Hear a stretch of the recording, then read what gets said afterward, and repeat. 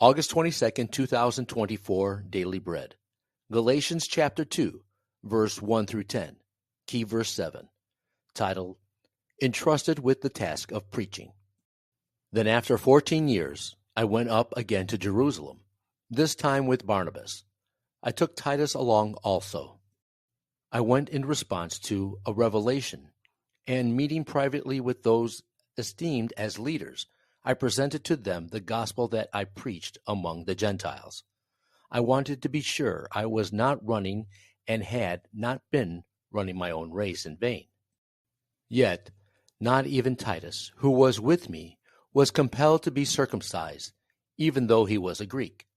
This matter arose because some false believers had infiltrated our ranks to spy on the freedom we have in Christ Jesus and to make us slaves.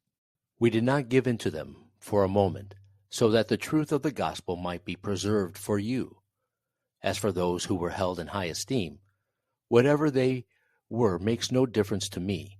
God does not show favoritism. They added nothing to my message. On the contrary, they recognized that I had been entrusted with the task of preaching the gospel to the uncircumcised, just as Peter had been to the circumcised. For God, who was at work in Peter as an apostle to the circumcised, was also at work in me as an apostle to the Gentiles.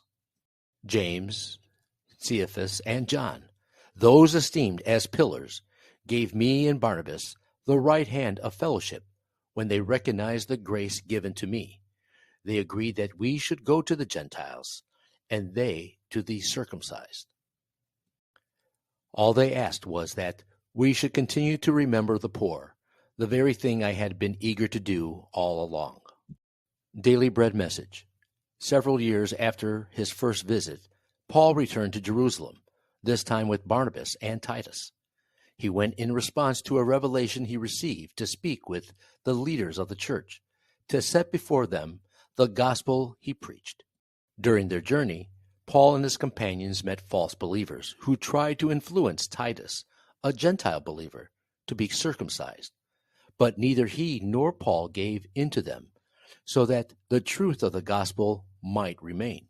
Paul wholeheartedly believed in the power of the gospel and the finished work on the cross by bringing salvation to all men. Paul did not idolize the church leaders in Jerusalem. As pastors, shepherds, and leaders, we must not worry about our appearance, titles, or success. What Paul cared about was that the pure gospel was preached for salvation.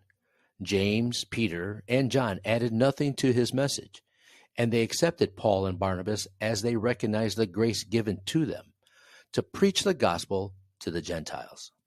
While God was at work in Peter's ministry to the Jews, God was at work in Paul's ministry to the Gentiles. What is your call before God?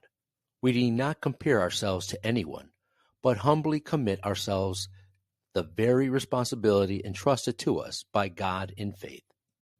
Prayer. Father, thank you so much for calling me out of darkness into your marvelous light and entrusting me with the gospel.